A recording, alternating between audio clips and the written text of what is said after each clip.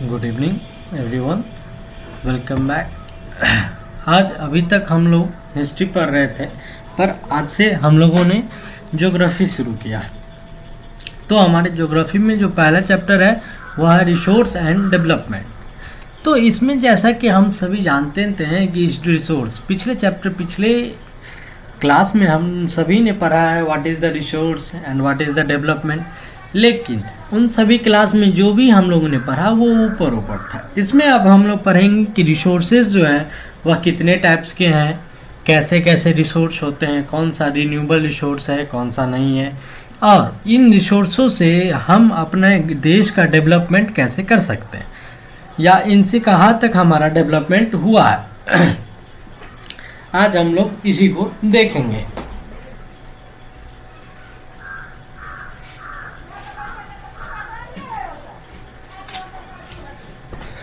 तो कहता है कि हर एक चीज़ जो हमारे इन्वायरमेंट में अवेलेबल है, जो हमारी ज़रूरतों को पूरा करे, ऐसे चीज़ को, ऐसे टेक्नोलॉजी, चाहे उसे किसी भी टेक्नोलॉजी को आसानी तरीके से पूरा किया जा सके, या फिर किसी भी कोई भी ऐसा काम जिसे करने में उस चीज़ की ज़रूरत हो और वह हमारी ज़रूरतों को पूरा करे, ऐसे चीज़ को हम रिसोर्स कहते हैं। तो रिसोर्सेज क्या हुआ कि all the things available in our environment which can be used to satisfy our needs provided, it is called resources.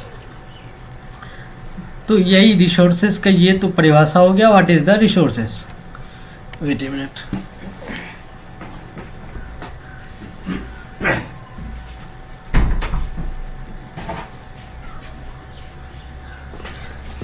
अब हम लोग देखेंगे कि कैसे रिसोर्सेज हम लोग के लिए काफ़ी अवेलेबल है। The process of transforming of things available in our environment involve a interactive relationship between nature, technology and institutions. ऐसा नहीं है कि जो भी रिसोर्सेज अवेलेबल है हम लोग डायरेक्ट उसका यूज कर लेते हैं, हम लोग उसे अपने ज़रूरतों के हिसाब से उसको चेंज कर करके यूज करते हैं। जैसे अगर आप एक सबसे बेस्ट रिसोर्सेज का एग्जांपल लकड़ी होता है। अगर आप लकड़ी को देखेंगे तो लकड़ी को अगर हमें सिर्फ कुर्सी की टेबल बनाना हो तो सीधे लकड़ी का यूज़ नहीं करते, बल्कि लकड़ी को चीर के, काट के उसका एक शेप, निश्चित शेप, आकार बनाते हैं, फिर यूज़ करते हैं।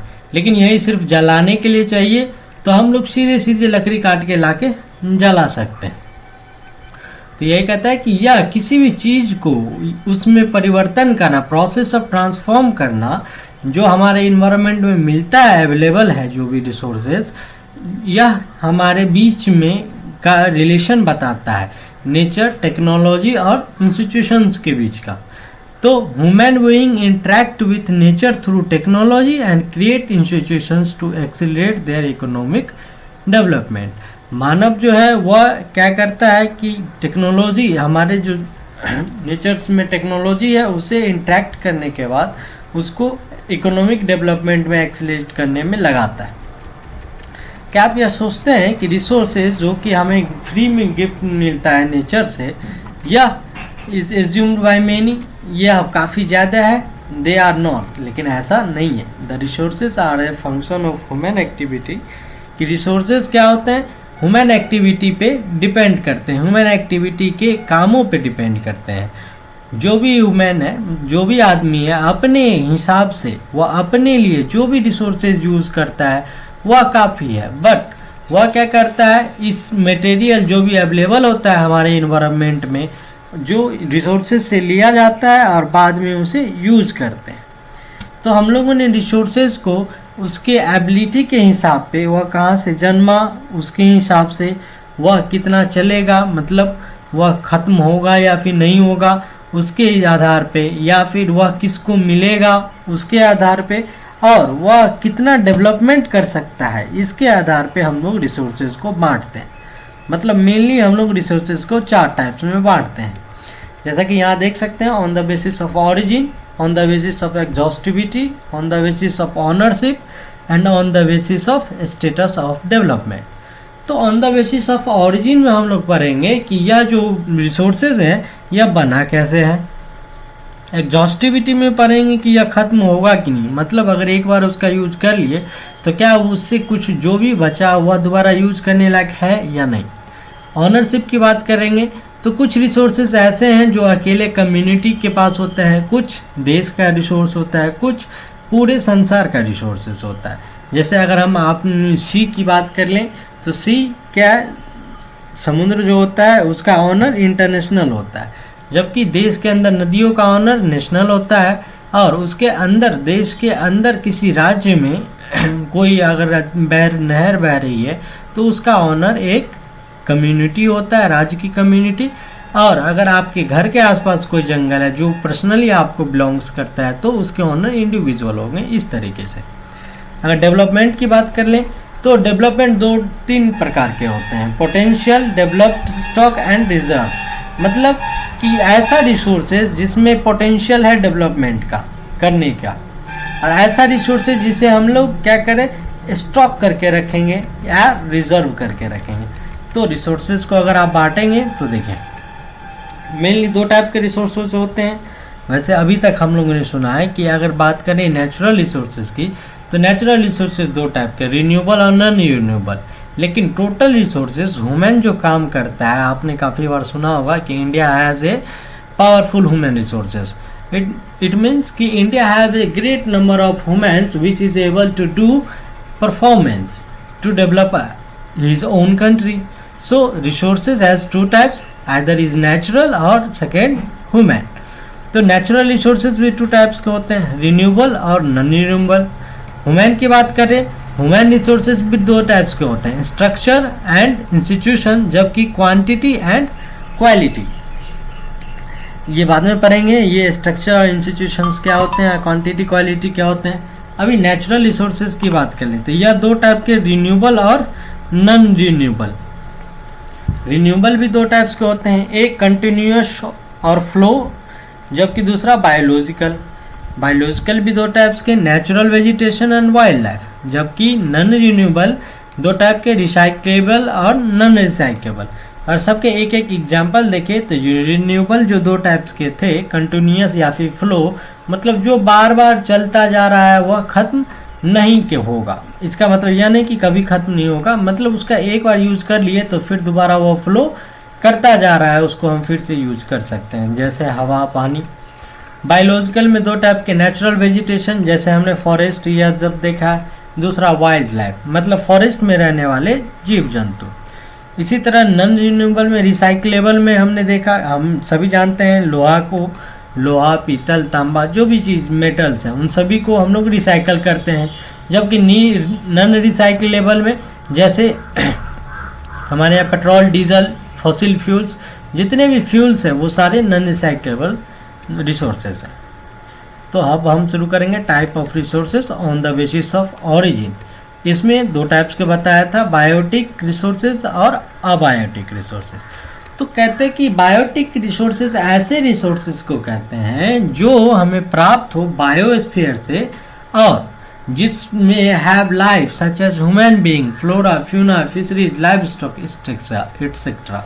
बायोटिक रिसोर्सेज ऐसे रिसोर्सेज को कहते हैं कि यह हमें वहाँ से बायोस्फीयर से मिलते हैं और जिसमें जीवन हो, जैसे कि human beings, flora, fauna, fisheries मतलब फूल, पत्ती, पेड़ पौधे, मछली, लाइव स्टॉक या कोई भी जीवित चीज़, वो सारे बायोटिक रिसोर्सेज होते हैं। अबायोटिक रिसोर्सेज की बात करें तो वे सारे थिंग्स जो कि नॉन लिविंग थिंग्स से मिलकर बने होते हैं उसे अबायोटिक रिसोर्सेज कहते हैं। जैसे पत्थर, मेटल्स, ये सारे non biotic material abiotic resources हैं। तो ये तो on the basis of its origin, but on the basis of exhaustivity अगर बात करें तो यह भी 2 टाइप्स के, रिन्यूएबल और नॉन रिन्यूएबल। तो रिन्यूएबल ऐसे रिसोर्सेज को कहते हैं जिसे बार बार रिप्रोड्यूस किया जा सके।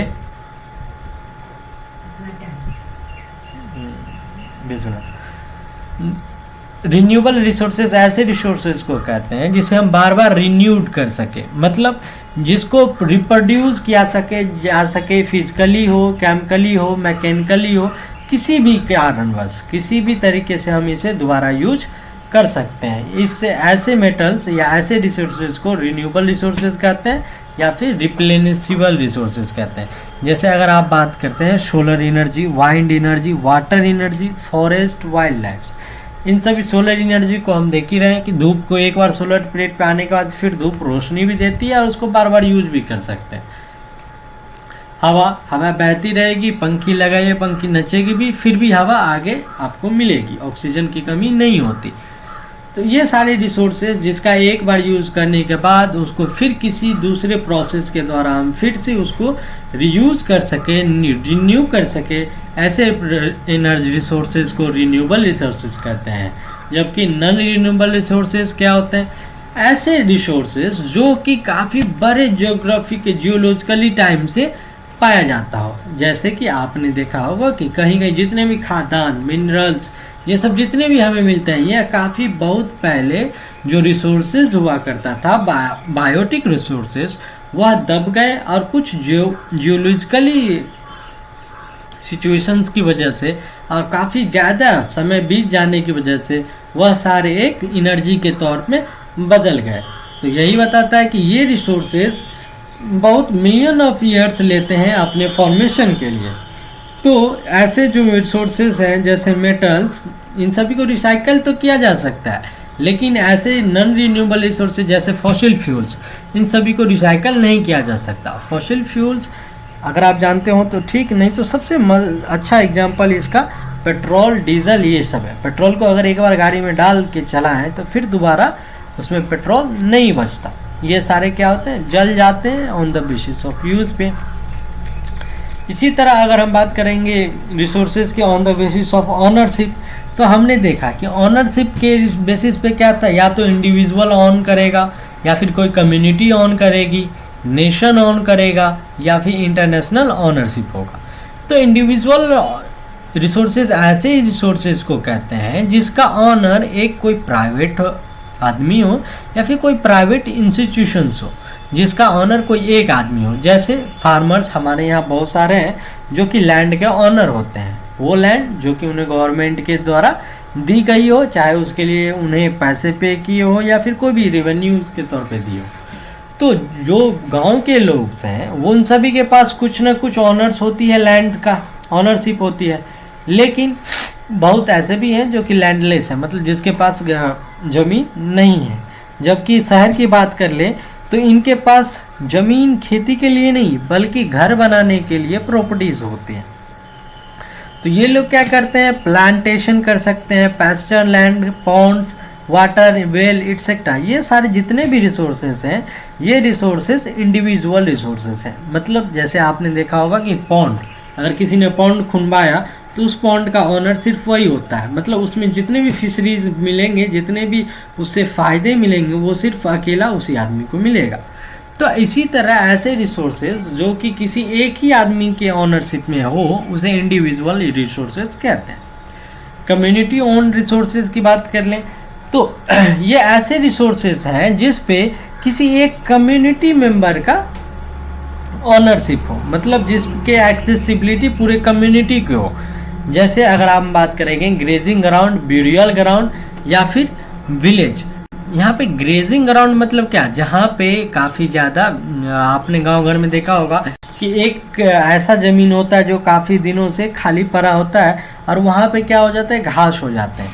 तो वहाँ पे कोई भी गांव वाला जाके उसको अपने जानवर को चरा लेता है, मतलब खिला देता है, और कोई कुछ नहीं कहता। मतलब ऐसे लैंड जो कि किसी कम्युनिटी, पूरे गांव के लिए है, मतलब जिसका ऑनर है तो गवर्नमेंट, लेकिन वो ऑनरशिप किसी एक को नहीं मिली हुई है, पूरे गांव को, पूरे गांव का उस पर अधिकार है। ऐसे चीज़ों पे, मतलब वो सार्वजनिक स्थल जितने भी आप कह सकते हैं। तो ऐसे रिसोर्सेज को कम्युनिटी रिसोर्सेज कहते हैं। जैसे मान लीजिए आपके गांव में एक, आपके साइड में एक फील्ड है, हम लोग बहुत बचपन में जाते थे खेलने के लिए, उसी तरह आप लोग भी कहीं कहीं जाते होंगे बैट बॉल खेलने के लिए या क्रिकेट, कुछ भी। तो आप देखते होंगे एक खाली जगह ढूंढते हैं, और खाली जगह ढूंढने के बाद वहाँ पे हम लोग खेलते हैं। वहाँ पे कोई हमको रोकता भी नहीं है। क्यों?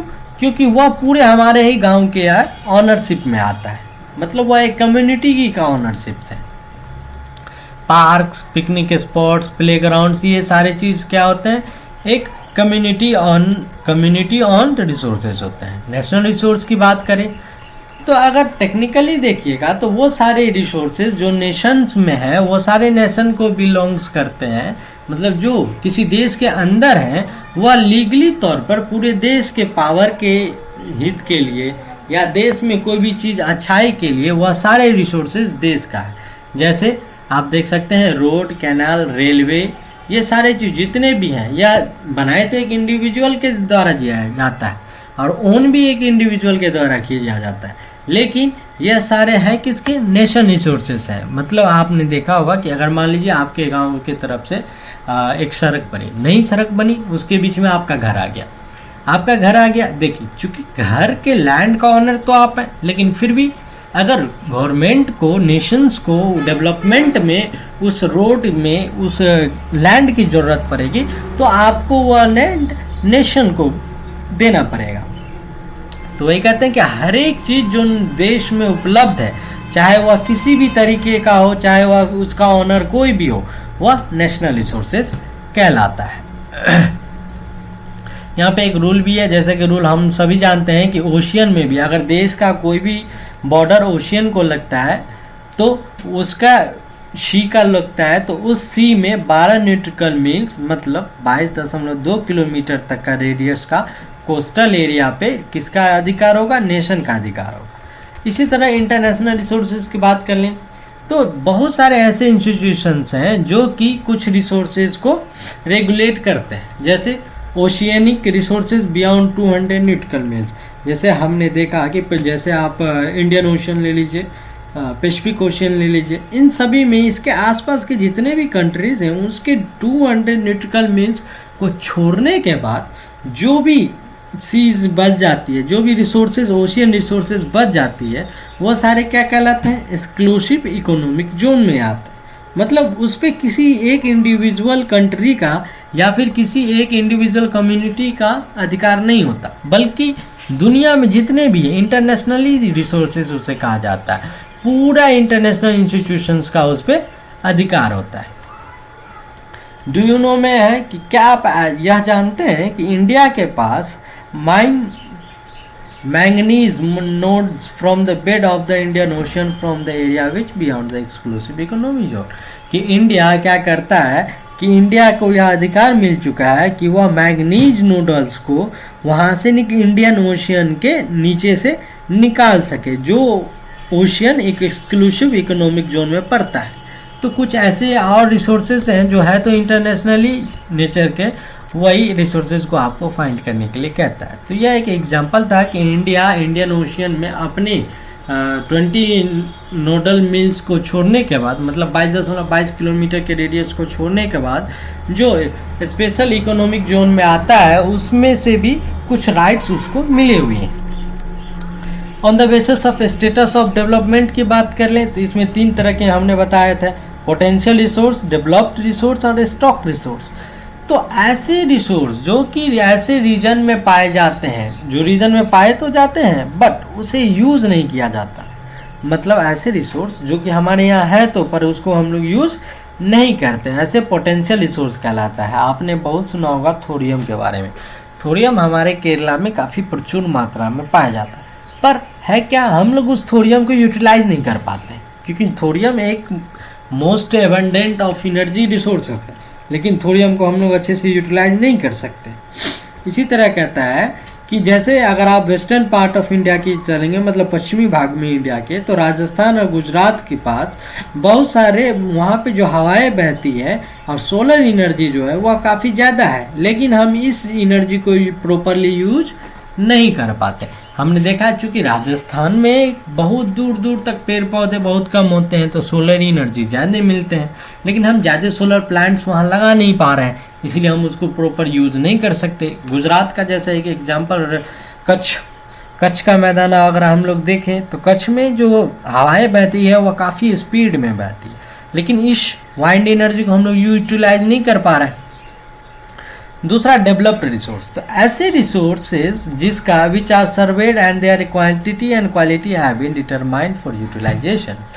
कहता है कि ऐसे रिसोर्सेज जिसको हम लोग सर्वे करते हैं, मतलब जिनकी हम लोग गणना करके उसमें से कितना क्वालिटी है, कैसा है, क्वांटिटी कितना मिलेगा, इतना जानने के बाद उसको हम यूटिलाइज मतलब काम में लाते हैं। तो ऐसे रिसोर्सेज को डेवलप्ड रिसोर्सेज कहते हैं। ये मेनली डिपेंडेंट्स होते हैं कि इसके जो यूज करेंगे, इसका जो ट्रांसफॉर्मेशन करेंगे वह किस टेक्नोलॉजी पे बेस पे करेंगे, और इसकी जो जनरल फिजिबिलिटी है, मतलब इससे जो प्रोडक्शन होगा वह कैसा है। स्टॉक की बात कर ले तो material in the environment which have the potential to satisfy human needs but human being do not have the appropriate technology to access them. Stock में मतलब ऐसे मटेरियल जो हमारे ह्यूमन इन्वायरमेंट में तो है, तो पर लोगों के पास इतनी टेक्नोलॉजी नहीं है कि वह उसका यूज कर सके। इसका सबसे बेहतर एग्जांपल हमने पहले भी बताया, अभी भी बताते हैं। जैसे वाटर, जो कि compound of two gases. Water हम लोग जानते हैं कि दो गैस का कंपाउंड है, हाइड्रोजन और ऑक्सीजन, लेकिन हम लोग इसमें से दोनों को अलग नहीं कर सकते। जबकि अगर हाइड्रोजन को यूज करते हैं एनर्जी के तौर पे तो काफ़ी ज़्यादा बेहतर होगा, क्योंकि हम लोग आज भी रॉकेट में फ्यूल के तौर पर लिक्विड हाइड्रोजन और लिक्विड ऑक्सीजन का यूज करते हैं। बट हमारे पास इतनी एक्सेसिबिलिटी नहीं है कि हम वाटर में से हाइड्रोजन और ऑक्सीजन को अलग कर सकें अपने यूज के हिसाब से। तो यही ऐसे स्टॉक कहलाता है। रिजर्व की बात करें तो reserve are the subset of stock. Reserve को हम लोग सबसेट कह सकते हैं स्टॉक का, मतलब कि रिजर्व कोई एक बड़ा सा मैदान है तो उसके बीच का कुछ भाग रिजर्व कहलाता है। तो which can not be put into use with the help of existing technology know how but their use has not been started. मतलब रिजर्व से ऐसे रिजर्व्स होते हैं जिसके यूज को तो हम जानते हैं कि उसको कैसे यूज करें, और उसका टेक्निकली कैसे यूज करेंगे, कौन सा टेक्नोलॉजी चाहिए यह भी हम जानते हैं, लेकिन अभी तक उसके यूज को हम लोगों ने स्टार्ट नहीं किया है। हम क्या करते हैं, इसका यूज करते हैं मीटिंग फीचर्स रिक्वायरमेंट। हम इन्हें रखे हुए हैं ताकि हम अपने भविष्य में जो भी हमारी ज़रूरत हो उसको पूरा कर सकें। जैसे रिवर वाटर की बात कर ले, इससे हम लोग हाइड्रो इलेक्ट्रिक पावर तो जनरेट करते हैं, लेकिन आज के दौर में हम लोग उतना ज़्यादा लिमिट एक्सटेंड नहीं करते। इसीलिए वाटर के जो डैम है, फॉरेस्ट है, ये सारे रिजर्व हम लोग यूज करके मतलब प्रिजर्व करके रखे हुए हैं फॉर फ्यूचर्स। अब डेवलपमेंट ऑफ रिसोर्सेज की बात कर लें तो ये तो बात थी कि व्हाट इज द रिसोर्स। हमने पहले बताया कि इस चैप्टर का नाम रिसोर्स एंड डेवलपमेंट है। तो रिसोर्सेज के बारे में हम लोगों ने जाना, अब डेवलपमेंट के बारे में हम लोग जानेंगे। तो resources are vital for human survival as well as for maintaining in quality of life. मतलब कि रिसोर्स काफ़ी ज़्यादा ज़रूरी है किसी जीवन को आगे बढ़ाने के लिए, साथ में हमारे जीवन के स्तर को बनाए रखने के लिए भी रिसोर्सेज की काफ़ी ज़रूरत होती है। तो लोगों का यह मानना है कि यह जो रिसोर्सेज है यह हमको नेचर के तरफ से गिफ्ट में मिला है। इसका फल क्या मिलता है कि लोग इसे अपने यूज करते हैं इनडिस्क्रिमिनेटली, मतलब लोग बिना देखे जब मर्जी हो तब पेड़ काट ले, जब मर्जी हो जैसे मर्जी हो रिसोर्सेज का यूज करते हैं। वह कभी भी आगे के बारे में नहीं सोचते, जिसके वजह से बहुत सारे प्रॉब्लम में फेस करने पड़ते हैं। जैसे depletion of resources for satisfying the grade of a few individual, चूँकि कुछ ऐसे इंडिविजुअल्स लोग हैं जो अपने ग्रीड को, नॉट ए नीड, हमने पढ़ा होगा कि the earth has enough to provide enough to fulfil your need not your greed. It means क्या कि पृथ्वी के पास इतना है कि आदमी की ज़रूरतों को पूरा कर सके, लेकिन उसकी महत्वाकांक्षाओं को नहीं। इसी तरह कहता है कि डिप्लेशन ऑफ रिसोर्सेज में जो कमी आ गई है कि कुछ लोगों की महत्वाकांक्षाओं को पूरा करने के कारण accumulation of resources in few hands, और ये रिसोर्सेज को यूज करने का जो पावर है या फिर जो भी राइट्स हैं वो कुछ ही लोगों के पास है, कुछ ही हाथों में है, जिसके वजह से यह जो हमारा सोसाइटी है ये दो तबके में बढ़ चुका है। ऐसे जिसके पास है तो वह रिच है, और ऐसे जिसके पास नहीं है तो वह पुअर है। क्योंकि हम लोग सबों ने देखा है कि रिसोर्सेज को वही मेनली तौर पे यूज करता है जो रिच है। तीसरा, indiscriminate exploitation of resource has led to global economic crisis such as global warming.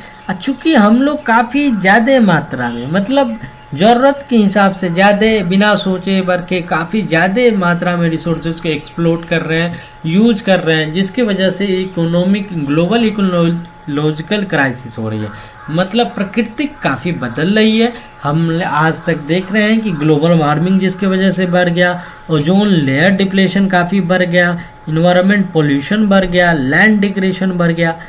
इसी की वजह से an equitable distribution of resource has become essential for sustainable quality of life and global peace. तो चूँकि हम लोगों को क्या है कि बराबर तौर पे रिसोर्सेज का बंटवारा अगर लोगों के साथ हो, लोगों के बीच हो, तो लोगों का लाइफ का जो स्तर है वो काफ़ी बढ़ेगा और ठीक होगा और लोगों में शांति बनी रहेगी। लेकिन अभी की बात करें रिसोर्सेज डिप्लेशन की, तो कुछ लोगों के पास, कुछ कंट्री क्या कर रही है, अपने फ्यूचर ऑफ आवर प्लानिट की वजह से हमारा जो भविष्य है हमारे ग्रह का, वह काफ़ी डेंजर में। इसीलिए रिसोर्सेज का जो प्लानिंग होता है वह काफ़ी ज़रूरत है ताकि लोग अपने लाइफ को जी सके, बना सके। Sustainable existence is a component of sustainable development. तो इसीलिए कहा जाता है कि sustainable existence is a component of sustainable development. मतलब कि हमारे पास जो भी चीज़ है, अगर अच्छी चीज़ है तो अच्छा डेवलपमेंट होगा। सस्टेनेबल डेवलपमेंट क्या होगा, हम लोगों ने काफ़ी बार पढ़ा है। What is the sustainable development? Because UN has identified 18 sustainable development goals. We will study later about this 18 goals. Here we will study about the sustainable development. What is the sustainable development? Sustainable economic development मतलब होता है कि development ऐसे जगह हो जिसकी वजह से कोई खतरा ना हो इन्वायरमेंट को, और जो लोग वहाँ पे रहते हैं और जो हमारा डेवलपमेंट है उसमें कोई भी कंप्रोमाइज़ ना किया जाए, और फ्यूचर के जनरेशन की ज़रूरतों के लिए हम लोग उसको छोड़ दे। मतलब हम लोग यूज भी कर ले, अपनी ज़रूरतें पूरे भी कर ले, लेकिन फ्यूचर के जनरेशन के लिए भी छोड़ के जाए, और ताकि इन्वायरमेंट को कोई डैमेज ना हो, इन्वायरमेंट पे कोई इफेक्ट नहीं हो। आप लोग के SW ये है कि रियो डी जेनेरो जो अर्थ समिट 1992 में जो हुआ था, यही पहला अर्थ समिट था हमारे क्लाइमेट के ऊपर, सबसे पहले रिसोर्सेज। फिर एजेंडा 21 आया, इन दोनों को आप लोग पढ़ेंगे। तो आज के लिए बस इतना ही, फिर हम लोग अगले क्लास में देखेंगे resource and planning. Thank you.